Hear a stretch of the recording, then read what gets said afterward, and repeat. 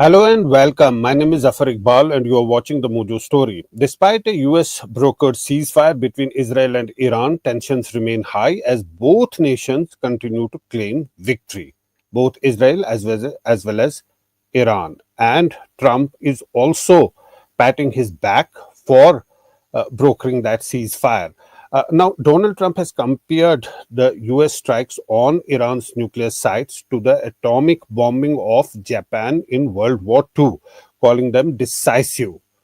However, leaked US intelligence assessments, according to reports, suggest the strikes only delayed Iran's nuclear program by a few months, contradicting what Trump claims of success.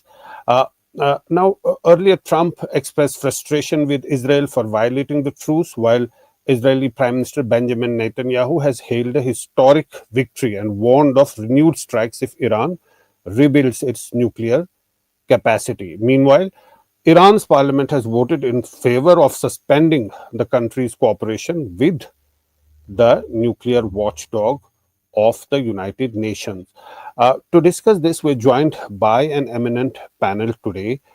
We're joined by Abhijit Iyer Mitra, Senior Fellow IPCCS, and also Brigadier Thapar, a military veteran. Welcome to Mojo Story. Abhijit, if I may start with you, I was hearing what Trump was saying a short while ago. What struck me was his comparison of the strike on Iran's nuclear sites to Hiroshima and Nagasaki.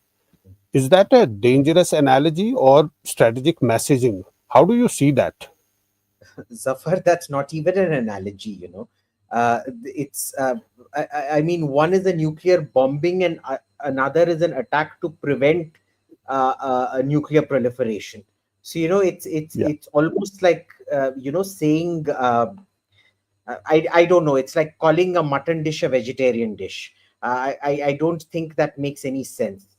That said, I think he's doubling down because of the New York Times and CNN report yes, based on the leaked Defense Intelligence Agency report, which says that not much damage was done. However, I right, want to point out two things, one of which supports the DIA, the other of which does not support the DIA report.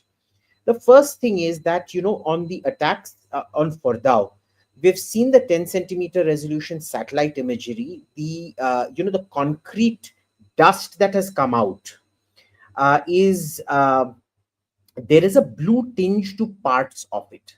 Now, that blue tinge on any photographic equipment is usually a telltale sign of radioactive material. In this case, uranium right, hexafluoride. Now, the way enrichment happens is first you gasify the metal and then you keep passing it through a centrifuge to keep getting greater and greater and greater enrichment through a cascade of right, centrifuges. So, right. the very fact that you have that blue tinge would seem to indicate there has been some spillage of uranium hexafluoride outside, which would mean Yeah, that the underground chambers have in fact been affected. To be clear, the DIA report was not based on conclusive evidence. It was the initial battle damage assessment, and it was done in a way that was only based on satellite imaging. But right, what we're waiting for is the ground penetrating radar assessment, which will come later, and it may not be released to the public.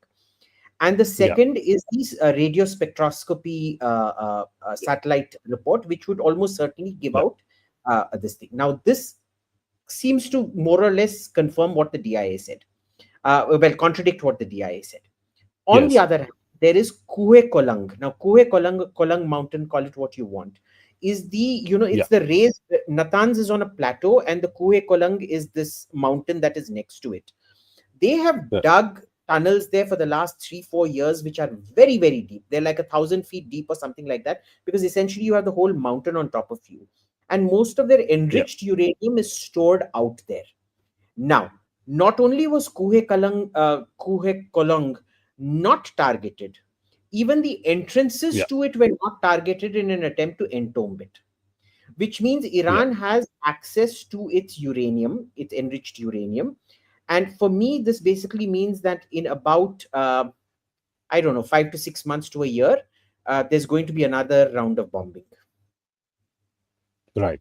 And that's what also Trump has indicated. And if that is the case, but Iran really disassociating itself from uh, any further talks, I say that they will not carry forward any dialogue with that unless these sites are guarded. Do you think that what can be Iran's next plan of action now? On one hand, we're hearing that they again started some sort of a negotiation, some sort of a dialogue on the nuclear front, and on the other hand, there are clear indications both from Israel and from Trump that they will not allow that to happen. Brigadier Saab, what is the sense that you make?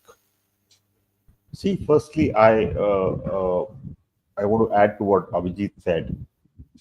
As a military man, I think it took 10, 15 days before Iran action against Iran took place. Yeah, Whatever Iranians, maybe they are not stupid. I'm sure they would have anticipated these attacks. And if you recollect the other day when we were talking on a show, some TV yeah, channels showed, right or wrong, I don't know, some vehicle movement 1 or 2 yes, days before the targeting. A lot of yeah, vehicles coming to these sites and yeah, certain movement take place. So some kind of shifting of nuclear cell, if it's possible, must have been done, or some equipment has definitely taken place. Any nation would do it. yeah, Any military man would think of that. When you yeah, were expecting an attack, you would say, "Let's make the stuff safe." So, post-strike damage assessment, he put it very well. I don't know those kind of details, but it will take a little time for the exact thing to come out. But I agree with him that it's a matter of 6 months before whatever the Americans have done. Maybe they've damaged the physical part of it, which will require a reconstruct. So another 6 months, I think they should be ready and firing again. It's a proud nation, and this bombing has sent a message to all the nations of the world. Either you, if you don't have nuclear weapons, these major powers can take you for a ride. You yeah, are your own protector. You have to have weapons. Only then you will be taken seriously, and only then people will be the inimical nations will be worried or scared about you. If you don't have them, they will come and bombard you anytime they feel like. So I think Iran will would have started the work or will start the work clandestine, right, or maybe it'll take a little time to come out. But definitely they are not letting go their nuclear option, which they've made statements, come what may. Now it is up to Trump or the world how do they react once they come to know that. See, uh, Iran was cooperating with IEA, NPT, everything was you in your mood, temper, whatever, you ruined all that, and then you went and bombarded that. So I do not think that Iran, it may say,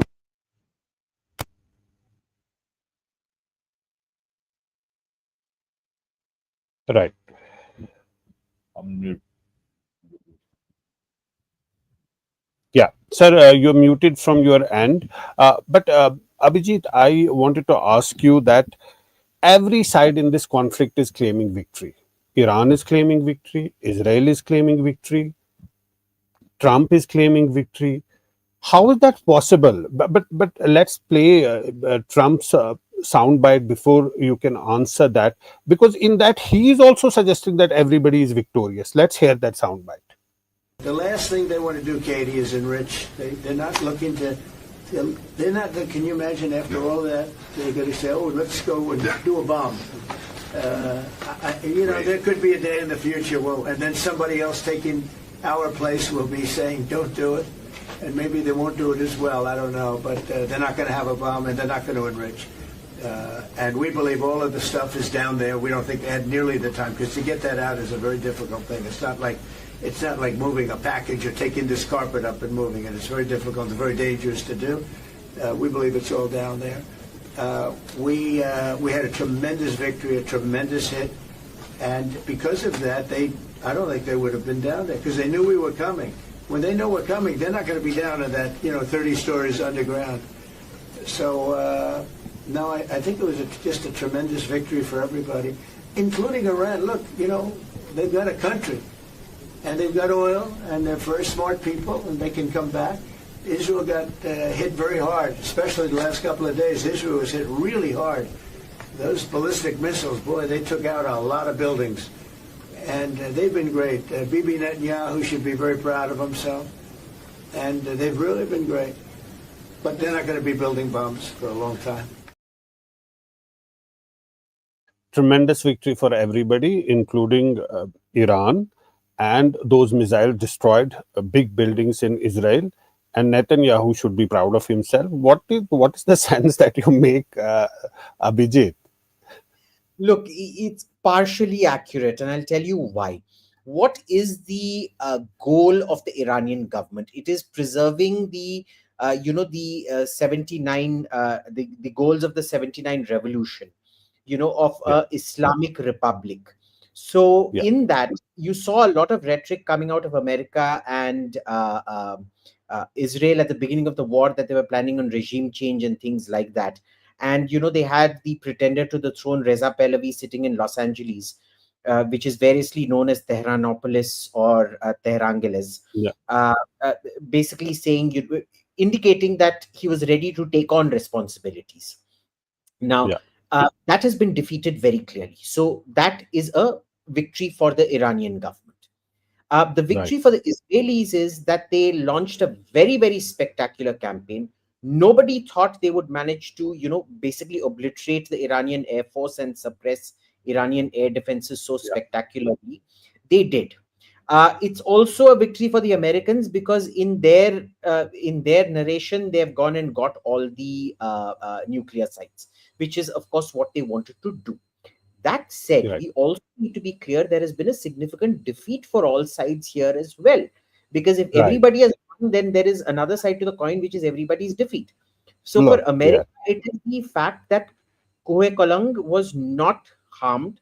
Iran still has its enriched uranium perfectly fine. It has all the human capacity to rebuild all the centrifuges which may or may not have been destroyed. For Iran, the defeat has been, like I said, the absolute collapse of all its air defenses, the fact it was not able to protect itself. For Israel, the defeat has been it did not achieve its war goals, and it has suffered massive, civilian casualties. The Weizmann Institute, for example, was a very, very important research center which has been knocked out. The number of people who have died is quite significant by Israeli standards. So everybody's victory, everybody's loss.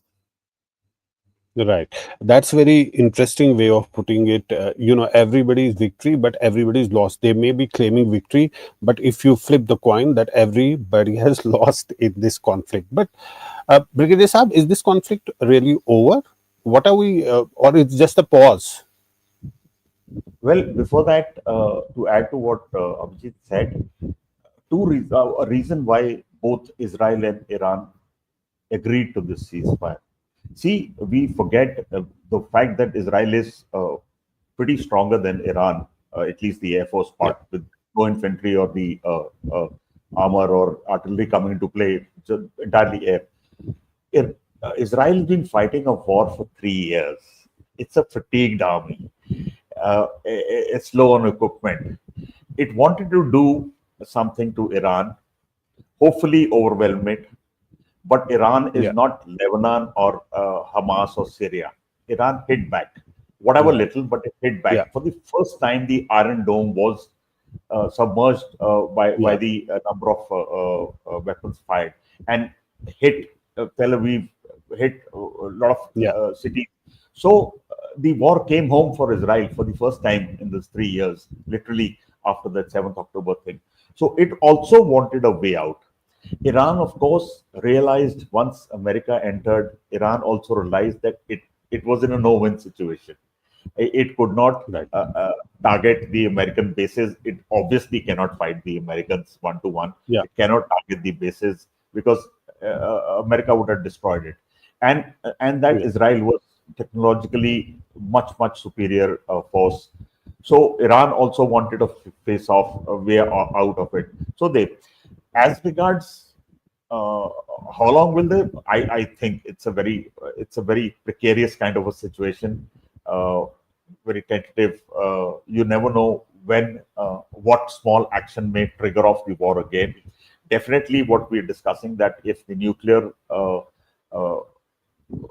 struggle of Iran continues and the world comes to know, maybe it gets struck again in 6 months or Yeah. whatever time, and then it'll be again, this whole thing will start off again. But for the moment, I think both nations, Iran and Israel, are not very keen to start off again because both are licking their wounds. Abhijit, what is your sense of this analysis that Israel army is fatigued? They have been in war for 3 years. Gaza is still burning. Iran on the edge. Is Israel now fighting too many fronts? And what are the domestic implications of this prolonged multi-front war for Israel? So, sir is absolutely right in that, Israel has probably stretched itself a bit much. Yeah, But there is the other rationale to it. One is Netanyahu needs to keep continuing this to, divert from his domestic political issues, number one. yeah, Number two, because they're on a roll, they can't stop. And that is the classic case of overreach. For example, when the German army was invading or Napoleon was yeah, invading, yeah, you get taken away by the fact that the Russians collapsed so quickly, and you got to yeah, Moscow and things like that, that you don't look behind your shoulder yeah. and see what is happening out there. So in this case, they managed to take Right. out Hamas significantly, take out all the Yeah, leaders, Ismail Hania in Tehran, Yahya Shinwar in Gaza itself. They managed to yeah, do the pager operation against Hezbollah, which weakened Hezbollah so much that Syria fell, because there was no credible fighting force against all the Al Qaeda, ISIS up north. And when you've got three enemies in a row, it is yeah, very, very tempting to then go for the fourth, saying, fir se yeah, dobara na mile, you won't get a yeah, chance like that yeah, again. yeah. So Yes. it was something, it was one of those things where you weren't willing to stop the momentum and you went for it. It was fairly successful in that aspect, except that the ultimate goal, which was stopping the nuclear program, it is left hanging. So I expect a repeat round fairly soon, because the Yeah, Iranians are not going to sit. This whole thing started because of these regime change operations that Clinton and Obama started. Going in, essentially proving to the world that if you did not have nuclear weapons, you were not safe from America. You incentivized every single country on earth to get nuclear absolutely.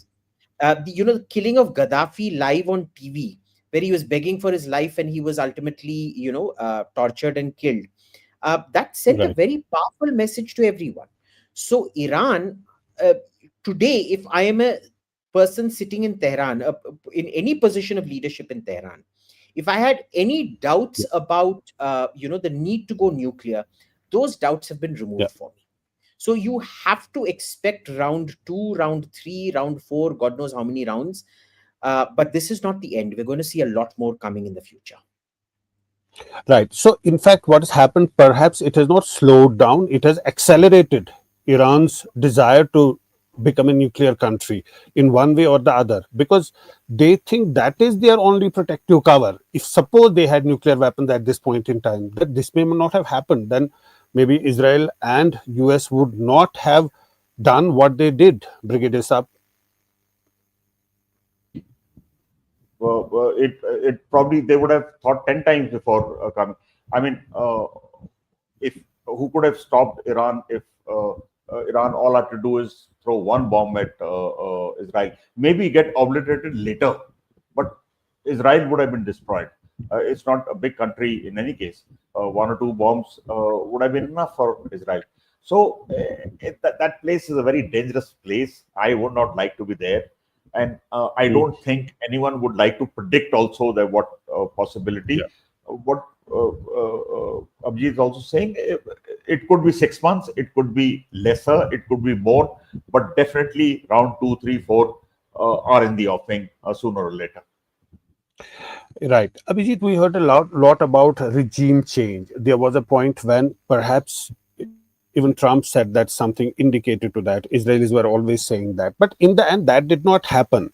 Trump said that that is not going to happen because that creates a lot of disorder.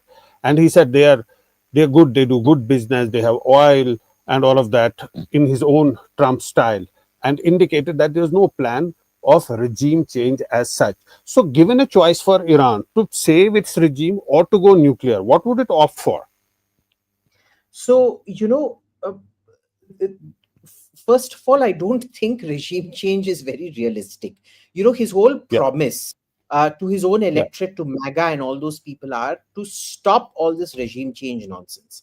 So, I don't think it was even sellable to his own domestic electorate to get into any yeah, kind. He can talk about it, but he can't do it. The second right, thing we need to remember is, Israel is less than half the size of Haryana state. right, Iran, on the other hand, is half the size of India, right? right, There is such a size mismatch, and Iran is an extremely difficult geography. It is yeah, essentially an extension of the Afghan geography where there are deserts and mountains. People think Iran is all desert. You have to go to Iran to see that it is overwhelmingly mountain. There is much more mountain than there is desert. And if you thought right, Afghanistan was a nightmare, you're not ready for Iran at all.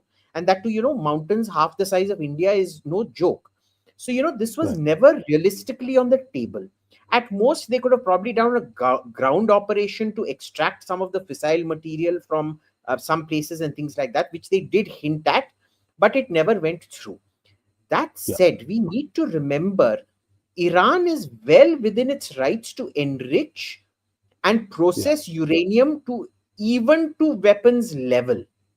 There yeah, is one country on earth which is a non-nuclear weapons state, and a member of the NPT, which has enough plutonium today for 120 nuclear bombs.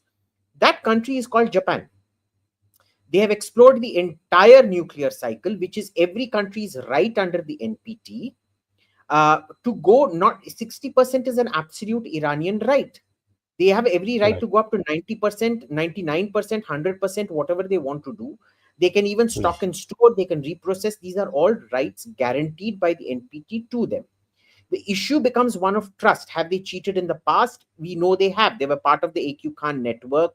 We know they had yeah, hidden certain facilities. We know for a fact that they had tinkered with lots of designs for bombs and things like that. And the fact that the IAEA used to keep discovering new facilities every time meant that you could not be trusted. But we also know, for example, Japan has tinkered with these ideas in the past. So why is there a yeah, different measure for, say, Iran and for Japan? And that very much depends on, what is accepted, what is not. We trust you, therefore you can. We yeah, don't trust you, therefore you can't. yeah, Problem is that this international rules, they run like a kap panchayat. This is not some serious, yeah, and the way, China and Russia have been alienated completely. If you expect them to right, sit in an honest jury, you're always going to have an unactionable hung jury, which is always a mistrial. right, Zaffar, I want to say a thing or two about this yes, uh, yes, regime change.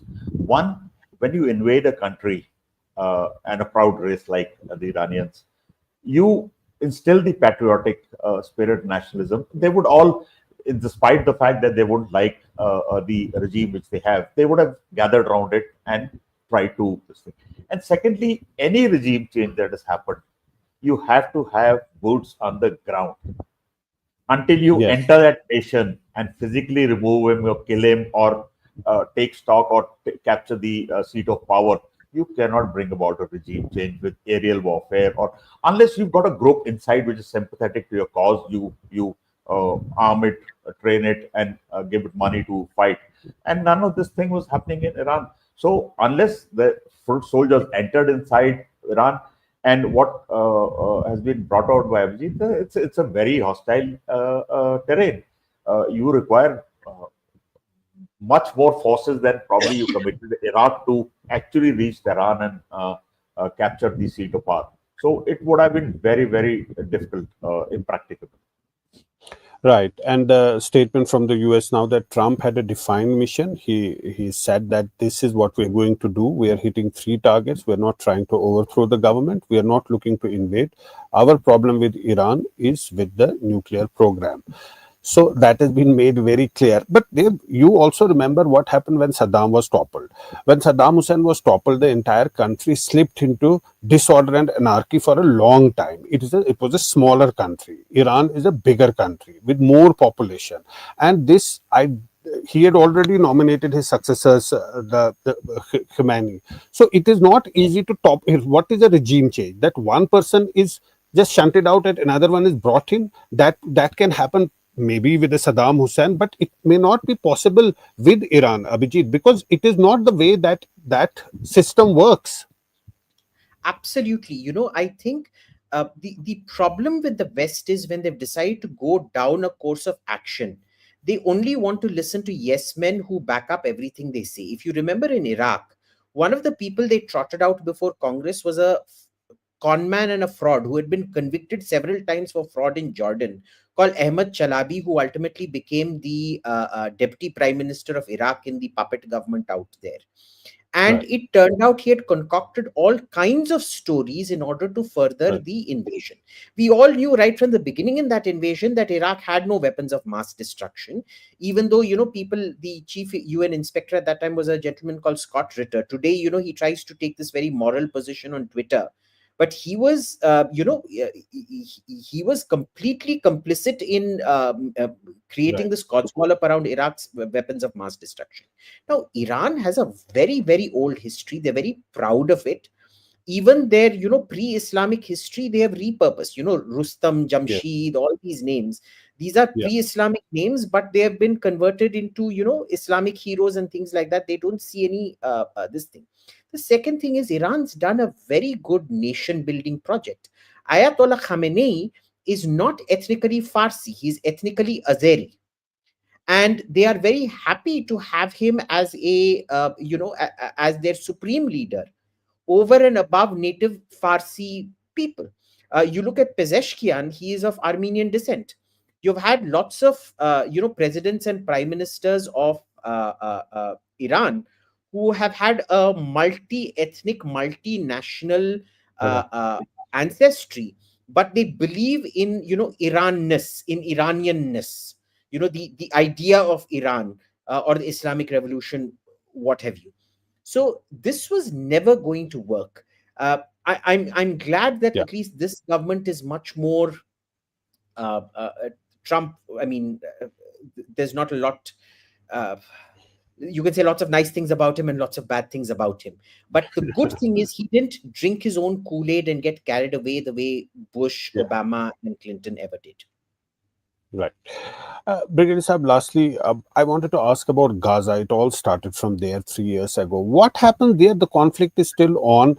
I think while other countries may have, stood behind Israel as far as the nuclear question with Iran was concerned, but everybody is not supporting Israel so far as the situation in Gaza is concerned. There has to be, these hostages have to be brought back. That situation has to end. Do you think that the focus will now go back to Gaza, because it is shifted from time to time? It has shifted, but it has to fundamentally go back to where it started. Then only there could be some end to this conflict. See, in my personal opinion, Gaza has been abandoned by all, and Israel has had its way in Gaza. It's gone about doing what it always wanted to do, and it got a cause with that Hamas silly action, call it whatever you have talked about. It got the license to do what it wanted to, and it has done it. There is nothing left in that place, except rubble. And every day when I see children getting killed and people getting killed, they are not even fighting back now. Yet this morning there was 40 killed in Gaza. So Israel realizes that nobody's got any sympathy for these people now. Let me do what I always wanted to, clean it up, and then maybe permit on international pressure little isolated community living, gated places where they can't do much harm. And that's what, unless I'm surprised even the Arab nations are not really supporting Palestinians at this moment.